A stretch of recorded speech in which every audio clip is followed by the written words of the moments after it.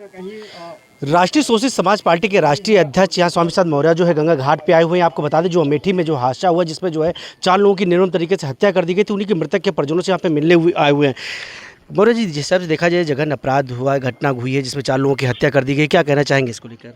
देखिए, चूँकि मृतक शिक्षक और उसके सारे परिवार के लोग इसी रायबड़ी में सुदामापुर गांव के रहने वाले थे। 4 साल पहले उसकी तैनाती अमेठी में हुई थी, तब से वहाँ पर शिक्षण का कार्य कर रहा था। और ये घटना जैसा कि अवगत कराया गया कि शिक्षक की पत्नी के द्वारा छेड़खानी का आरोप लगाया गया, पुलिस को सूचना दी गई और तत्काल प्रभाव से यदि पुलिस इसमें सक्रिय हो गई होती, उस दोषी व्यक्ति के खिलाफ कार्रवाई हो गई होती, तो शायद जो 4 मौतें हुई हैं, 4 लोगों की हत्याएं हुई हैं, इसकी नौबत नहीं आती, ये घटना टाली जा सकती थी। और इससे मालूम होता है कि इस सरकार में पुलिस किस तरीके से कुंभकर्णी नींद सो रही है कि सूचना देने के बावजूद भी उसके कान पे जूं नहीं रेंगती है और उसकी लापरवाही से घटना घटी है, जो अत्यंत निंदनीय है और साथ ही साथ उत्तर प्रदेश सरकार की कानून व्यवस्था को भी ठेंगा दिखाती है। अगर देखा जाए इस तरह से आरोपी की गिरफ्तारी हो गया और मुठभेड़ के दौरान उसको गोली भी लगी है, उसको लेकर क्या कहेंगे आप? बहुत देर हुआ, 4 मौतों के बाद अगर आपराधिक गिरफ्तारी होती है तो उसका मतलब क्या होता है? और अगर गिरफ्तारी हुई भी तो उसको शूट एंड साई कर देना चाहिए, तत्काल उसी मौके पर उसको गोली से मार देना चाहिए, उसकी भी मौत होनी चाहिए थी। उसको पैर में गोली मार के क्या ये लीपापोती करने की कोशिश कर रही है? जब उसको एक्शन में आना चाहिए था, जब उसको सक्रिय होना चाहिए था, जब उस अपराधी के खिलाफ कार्रवाई होनी चाहिए थी, उस समय तो सो रही थी। अब क्या होता है? अच्छा, पूरे परिवार का सफाया हो गया। जिस तरह देखा जाए अभी तक किसी भी पुलिसकर्मी पर कोई कार्रवाई नहीं हुई, उसको लेकर क्या कहेंगे? अभी यही जंगल राज है, यही जंगल राज है कि सरकार आज जब से योगी मुख्यमंत्री बने हैं, पूरे उत्तर प्रदेश की कानून व्यवस्था ध्वस्त हो चुकी है। विशेष रूप से दलितों और पिछड़ों पर कहर बर्पा किया जा रहा है।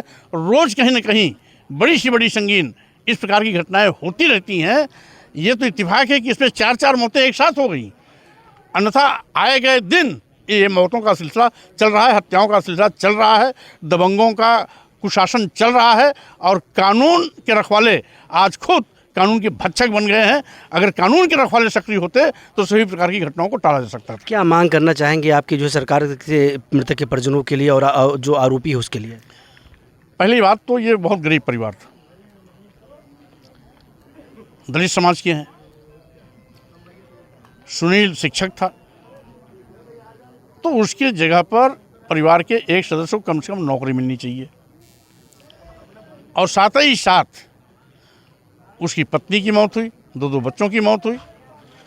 तो इसमें परिवार को कम से कम 40 लाख रुपए की पारिवारिक सहायता की जानी चाहिए, जिससे कि इतना बड़ा हादसे का सदमा परिवार किसी तरीके से बर्दाश्त कर सके।